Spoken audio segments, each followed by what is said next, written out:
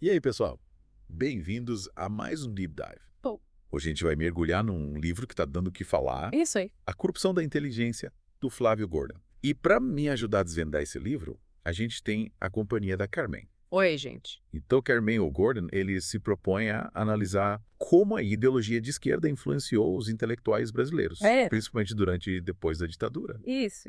É bem interessante como ele vai traçando um panorama, né, de como essa influência se deu em diversos setores da sociedade. E a gente vai tentar, nesse deep dive, te guiar pelos principais argumentos do livro, Sim. para você, quem sabe, tirar suas próprias conclusões. A gente vai tentar desvendar as nuances, né, as complexidades dessa relação entre política, ideologia e a vida intelectual no Brasil, Isso, sempre buscando apresentar diferentes perspectivas. legal.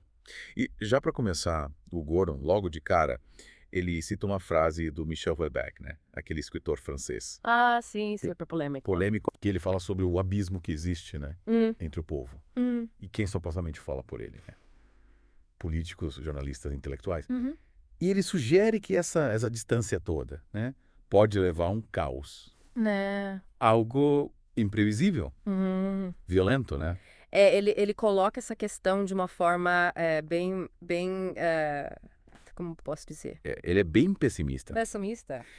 O Houellebecq, ele tem essa visão Hum. bem crítica, né, É. da sociedade ocidental. Hum. Bom, e aí o Gordon, ele aproveita essa deixa, né, para introduzir o conceito dele de intelectual, né, Uhum. que para ele não é só, sei lá, alguém que fala bonito ou que tem um monte de diploma, Não, não. mas é alguém que se dedica a questionar a sua própria época, Sim. a ir além daquelas preocupações imediatas, né, do dia a dia, Uhum. e buscar a verdade através do diálogo com o conhecimento universal. Ele tem uma visão, né, do intelectual como, realmente alguém que te transcende, né, o seu tempo. E busca essa verdade, né, através do diálogo, com a tradição, com o conhecimento acumulado ao longo da história. É como se o intelectual tivesse esse papel de fiscal da sociedade, né? De alguma forma, assim. Colocando sempre, né, a Isso, sim. lucidez, É esse senso crítico. É, Em meio a esse turbilhão de informações e ideologias, né? é um papel bastante desafiador, né? É. E por falar em lucidez, o Gordon, ele conta no livro que ele, na época da escola, era fascinado pelas funções da linguagem, né? Ah, que legal. Lembra daquelas aulas de português? Lembro. Função referencial, função emotiva. Sim. E ele cita a função referencial, né? Uhum. Que é aquela ligada à objetividade, né? Como algo que o fascinava. Interessante. Uma graça, né? Mostra, né, que desde cedo ele já tinha essa preocupação com a linguagem, né? Com a clareza. E aí já traz um contraste interessante, que é a linguagem usada, né? Na academia, no jornalismo brasileiro. Sei. Que muitas vezes ela se afasta dessa objetividade. É. Fica cheia de jargões, né? Sim. Formalismos vazios. Uhum. Uma complexidade que mais confunde do que esclarece. É como se a linguagem, em vez de ser uma ferramenta de comunicação, né, se tornasse um obstáculo. É verdade. Parece que em vez de buscar clareza, né, a comunicação vira um jogo de erudição, né? Ah, Tipo, onde o importante é você parecer inteligente. é mostrar que sabe, não? Mesmo que a mensagem se perca no caminho. Isso. E ele usa um exemplo bem simples para ilustrar isso, né? Hum. Que é o gato subiu um telhado versus o felino ascendeu ao topo da edificação. Qual a frase que soa mais natural? Sem dúvida. A primeira, né? Não, O gato subiu no telhado. mais direta, né? É muito mais clara, objetiva. E é justamente essa simplicidade, né? Hum. Essa capacidade de se comunicar com clareza, que muitas vezes se perde no meio do academicismo. Essa busca pela linguagem rebuscada, né? Muitas vezes acaba prejudicando a própria comunicação. É verdade. E aí a gente chega num ponto central do livro, que é a influência da esquerda nos intelectuais brasileiros, né? É um ponto bastante polêmico, né? E o Gordon, ele usa uma imagem forte, que é um vórtice do comunismo Não. que teria arrastado muitos intelectuais, né? Uhum. Principalmente ali nos anos 60, durante a ditadura militar. É. O que você acha dessa comparação? É uma imagem forte, né? Hum. E polêmica também, né? Mas eu acho que ela ilustra bem a força com que essa ideologia comunista, né, se espalhou entre os intelectuais da época, Uhum.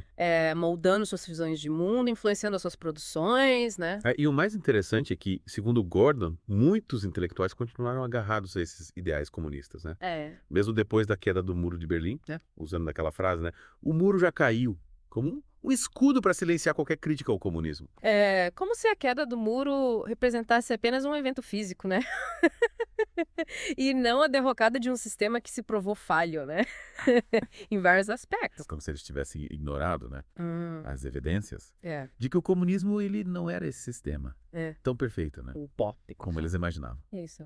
E aí, para tentar entender essa dinâmica, né? O Gordon, ele se debruça sobre o conceito de intelectual orgânico, né? Criado pelo Gramsciama, Uhum. que basicamente, né? Uhum. O intelectual orgânico seria aquele que defende os interesses de um grupo, né? Sim. De uma classe social específica. Muitas vezes misturando ativismo político com busca pelo conhecimento. Ele coloca essa questão da função social do intelectual, né? Isso. De como ele pode atuar como um representante, né? De um grupo, de uma classe social. Como se ele fosse um porta-voz, né? De um grupo. Isso. Usando sua posição, Uhum. sua influência. Sim. Uma determinada agenda. Uma agenda política. Exato. E o Gordon, para ilustrar esse conceito, né? Ele cita a Marilena Chauí, Assim, que é uma filósofa, né? é uma intelectual bastante influente no Brasil, né? Conhecida, né, pela sua militância política à esquerda. E ele argumenta que em muitos casos, né, a Marilena Chauí, ela age mais como uma porta-voz do PT Uhum. do que como uma intelectual independente. Ele questiona, né, essa imparcialidade, né, dessa atuação. É importante lembrar que o Gordon, ele faz uma crítica, né, Aham, ao que ele vê como uma tendência sim. de atacar a pessoa, né, em vez de debater as ideias. É a famosa alumni, né? É o do hominem, Em vez de você rebater os argumentos, você ataca a pessoa. ataca a pessoa. É. E ele usa como exemplo, né, o Olavo de Carvalho, Ah, sim. que é um escritor, né, um polemista, né. Conhecido, né, por suas posições conservadoras, né, de direita. E ele foi constantemente alvo desse tipo de ataque, né? É. Então, para o Gordon, o foco deveria estar sempre no debate de ideias, né? Isso. Na argumentação lógica, né? Assim. E não em ataques pessoais ou rótulos, né? Ele defende, né, o debate racional, né, Isso. baseado em argumentos, né? Atacar a pessoa em vez de refutar os argumentos dela é uma falácia lógica clássica, né? Com certeza. O Ariva, Isso. que em vez de promover o debate saudável, né? A busca pela verdade, só contribui para a polarização, né? Para o empobrecimento do debate público. A gente vê muito isso hoje em dia, né, nas redes sociais, né? Essa tendência, né, a atacar a pessoa em vez de discutir as ideias. É verdade. E aí, nesse contexto, o Gordon parte para a análise da mídia brasileira, argumentando que existe um viés de esquerda, né? Bastante presente em muitos veículos Sim. de comunicação. E ele mostra como a linguagem é cuidadosamente utilizada, né? Para moldar a percepção do público e promover, né? Sim. Sutilmente determinadas ideologias. Ele fala da questão da manipulação, né? Da linguagem, né? É como se a gente estivesse sendo guiado por uma narrativa pré-definida, né? Sem ter a chance de formar nossa própria opinião, de forma crítica e independente. E ele usa um exemplo bem polêmico para ilustrar esse ponto, né? Que é a cobertura da mídia americana sobre o caso Trayvon Martin. Sim. Que ele mostra como a NBC, né? Uma grande rede de televisão, editou o áudio de uma ligação, né? Para dar a entender que o George Zimmerman, que foi o homem que matou Trayvon, né? Era racista. E isso acabou inflamando ainda mais os ânimos, né? Da opinião pública. Então, exemplo, né? Chocante, né? Chocante. Como a manipulação, né? Da informação pode ser usada para distorcer a realidade, né? E influenciar a opinião pública em nome de agendas políticas ou ideológicas. E o Gordon argumenta que esse tipo de manipulação, ele não se restringe aos Estados Unidos. Claro. Sendo uma prática comum também na mídia brasileira, principalmente quando se trata de temas sensíveis, né? Como raça, gênero, Sim. desigualdade social. E ele critica a forma como a mídia utiliza o que ele chama de marcação, né? Que seria essa prática de você rotular, classificar pessoas e eventos. Sim.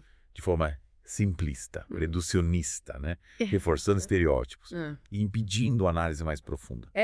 Mas imparcial da realidade. Como se a gente estivesse reduzindo, né? A complexidade da realidade categorias pré-definidas, né? É verdade. Fracação. Ela acaba criando uma visão maniqueísta do mundo, né? Dividindo tudo em bem e mal. Certo e errado. Nós e eles. Uns contra eles, né? E isso impede debate honesto, né? Sim. A busca por soluções. A construção de uma sociedade mais justa e democrática. Essa visão, né? Simplista, né? Maniqueísta, né? Ela realmente impede, né, que a gente encontre soluções, né, para problemas complexos. Diante de tanta manipulação, tanta polarização, como é que a gente se blinda? Boa pergunta. Como é que a gente desenvolve esse senso crítico? Para não ser engolido, né, pela narrativa dominante. Pois é, né? É um desafio, né? Nos dias de hoje, né? A gente conseguir filtrar, né? Tanta informação, tanta manipulação, né? E formar nossa própria opinião. E aí, para te ajudar a responder essa pergunta, né? O Gordon, ele traz um conceito interessante. Qual? Que é a imaginação moral. A imaginação moral. E sabe o que é mais interessante? O quê? Ele argumenta que a literatura, né? E as arts tem um papel fundamental nesse processo. Nossa, que interessante. De desenvolvimento da imaginação moral. Fala mais sobre isso. Ele acredita que é através, né, do contato com a arte, né, com as grandes obras da literatura, que a gente consegue desenvolver essa capacidade, né, de se colocar no lugar do outro, de entender as motivações, de enxergar o mundo a partir de outras perspectivas. Então, a arte, ela nos humaniza, né, ela nos conecta com a complexidade da alma humana. Nos ensina a lidar com as nuances, com as contradições, né? Com os dilemas da vida real. É como se a arte fosse um portal, né? Para outros mundos, né? Outras culturas, outras formas de pensar e sentir. Ela nos tira da nossa bolha, né? Nos faz questionar as nossas certezas.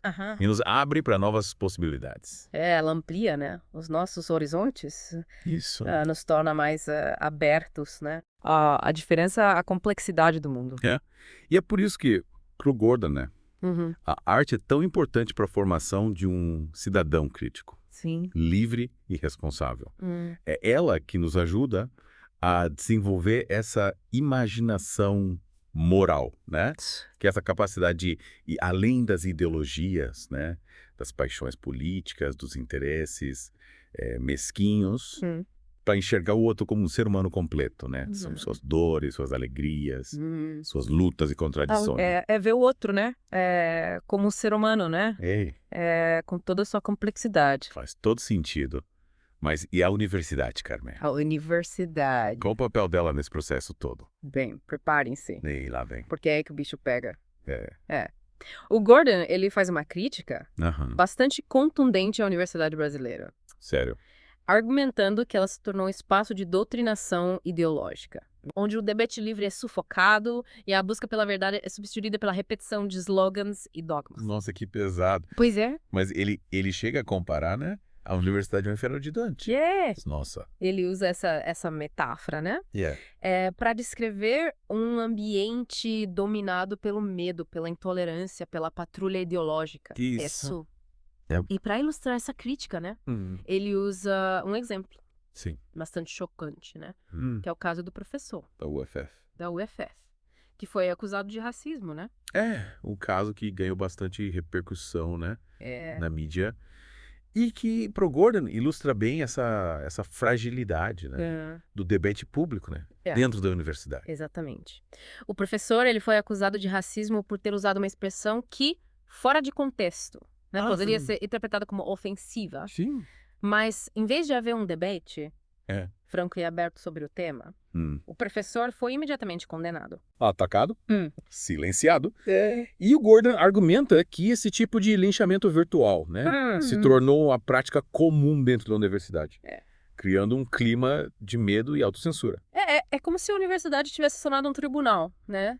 Onde a culpa é presumida e a punição é imediata. Meu Deus. E o pior, né? É que esse clima, né, de intolerância, de perseguição, impede, né? O debate de ideias, né?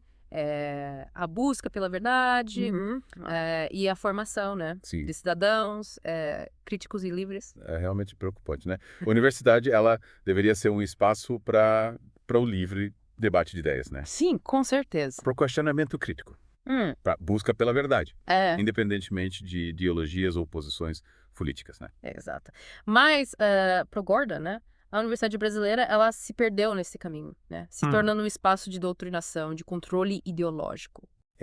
E aí, Carmen, o que o Gordon propõe para mudar essa situação? Essa é uma pergunta complexa, né?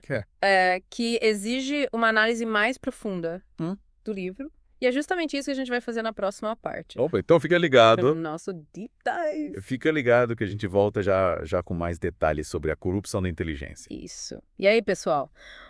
Voltamos para a segunda parte do nosso mergulho em a corrupção da inteligência. Agora a gente vai entrar num terreno ainda mais pantanoso. A ditadura militar, né? E a influência da esquerda na construção da narrativa histórica sobre esse período. É isso aí. E o Gordon, ele coloca o dedo na ferida, né?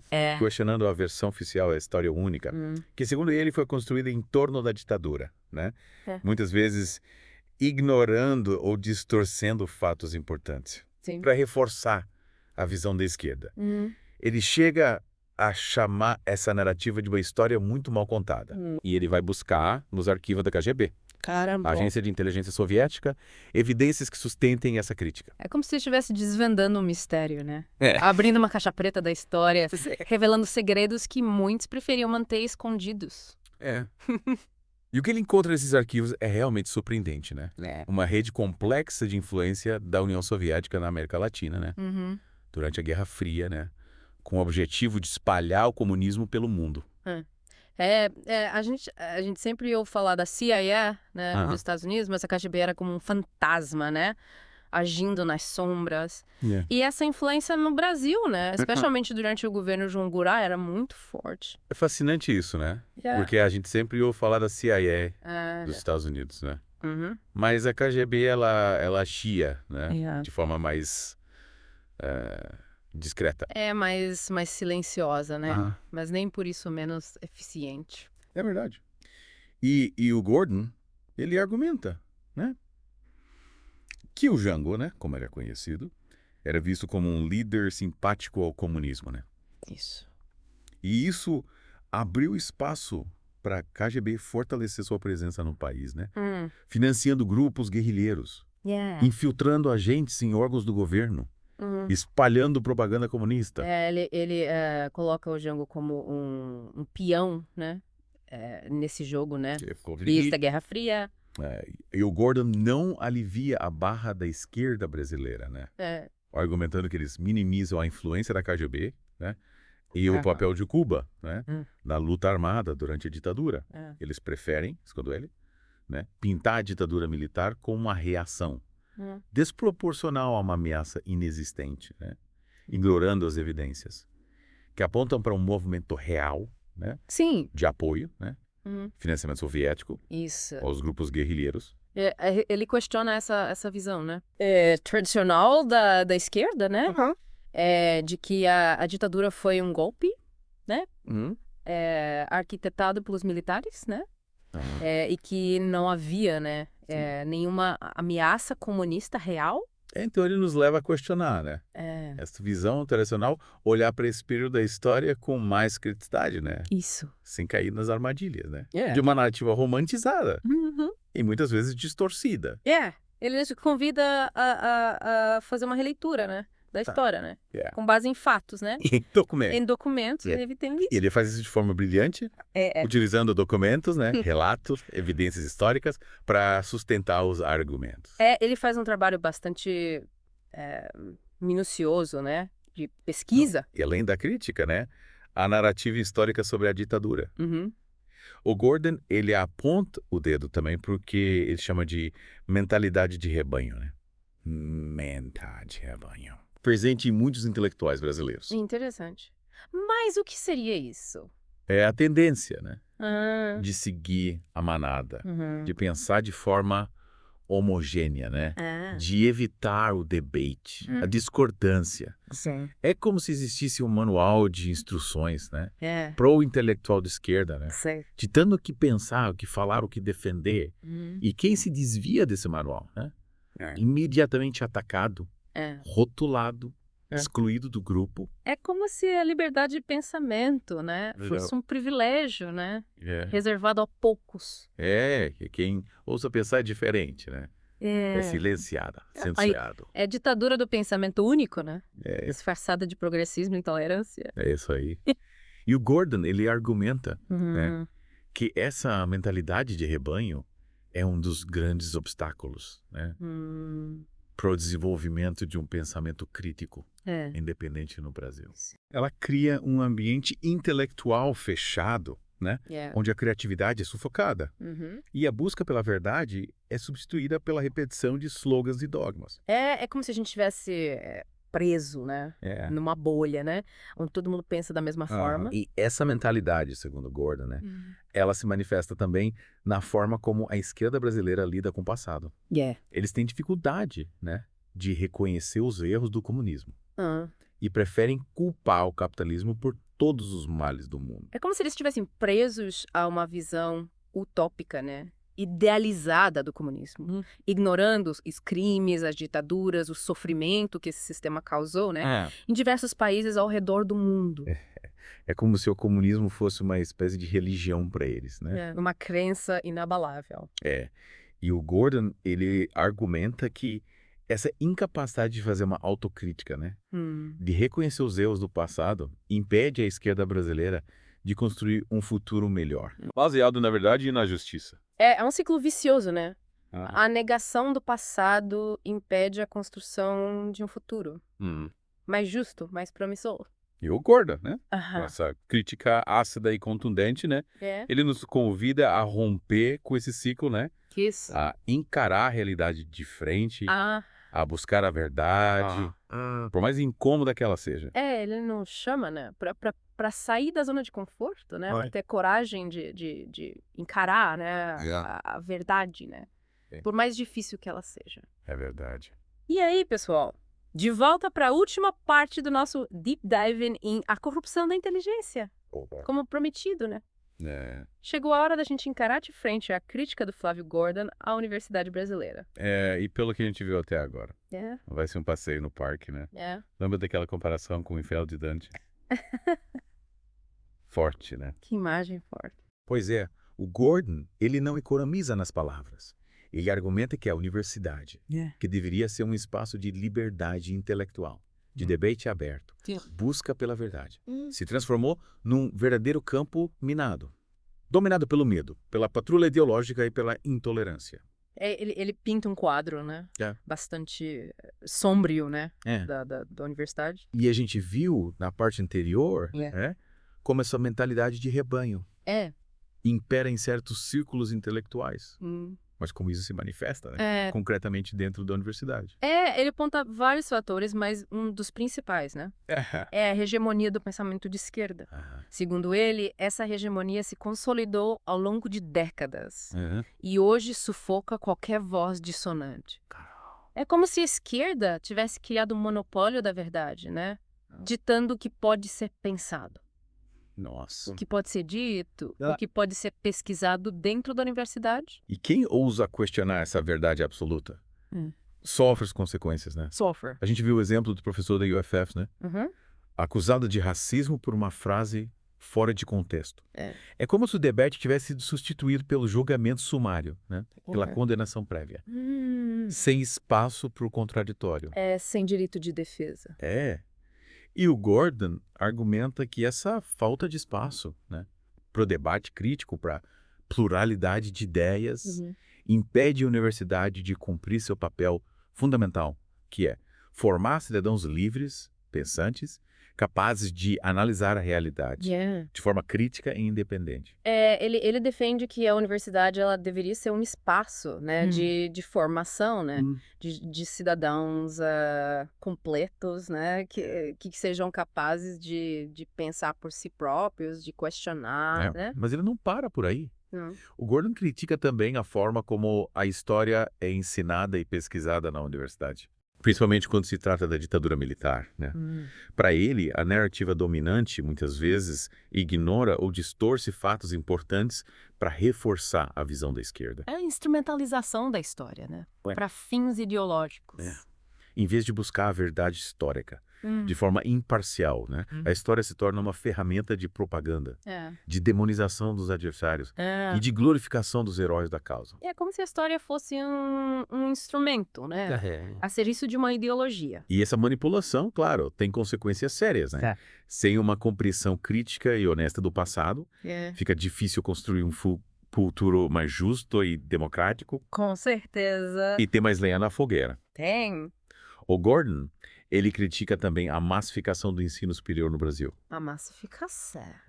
Para ele, a democratização do acesso à universidade, que deveria ser algo positivo, acabou tendo efeito colateral perverso. A formação de uma elite de massa. Elite de massa. Que paradoxo é esse? Ele usa esse termo para descrever uma multidão de pessoas com diplomas universitários. Sei. Mas sem a formação intelectual, o senso crítico e a capacidade de análise que se espera de um cidadão universitário. Entendi. É a quantidade em detrimento da qualidade. É como se o diploma, né, tivesse se tornado um símbolo, né, de status, né? Mas sem o conteúdo, né? E como isso aconteceu? Para ele, né, a massificação do ensino, combinada com a doutrinação ideológica, transformou a universidade numa fábrica de militantes. Nossa. De burocratas, de técnicos especializados, mas incapazes de pensar por si próprios. É a instrumentalização da educação para fins políticos, né? E qual a saída para essa crise, Carmen? O que o Gordon propõe? Olha, ele nos convida, né, a repensar o papel da universidade, a defender a liberdade de cátedra, né? O pluralismo de ideias, a excelência acadêmica e, acima de tudo, a formação de cidadãos conscientes, críticos e engajados na construção de um futuro melhor. É um chamado à ação, né? Um chamado para que a universidade volte a ser o que ela deveria ser, né? Um espaço de liberdade, de debate, de busca pela verdade. Mas será que é possível reverter essa situação? O Gordon, ele acredita que sim. Mas para isso é preciso ter coragem, né? De enfrentar o status quo, de romper com a mentalidade de rebanho, de defender a liberdade de expressão e o pensamento crítico. Isso. E ele nos deixa com uma última provocação, né? A necessidade de desconstruir essa nova linguagem. Tem. Criada pela esquerda. Aquela linguagem cheia de eufemismos, distorções, inversões de significado. A gente já discutiu aqui. Né? Exato. É uma linguagem que confunde o certo com o errado. Que relativiza a verdade. Que impede o debate honesto e a busca por soluções para problemas reais. E o Gordon nos convida a estarmos atentos a essa linguagem, né? Isso. A decifrar seus códigos, a desmascarar suas intenções. É o exercício de crítica, de vigilância. De resistência. É o chamado ao discernimento, né? A atenção, né? E que esse chamado à resistência, né?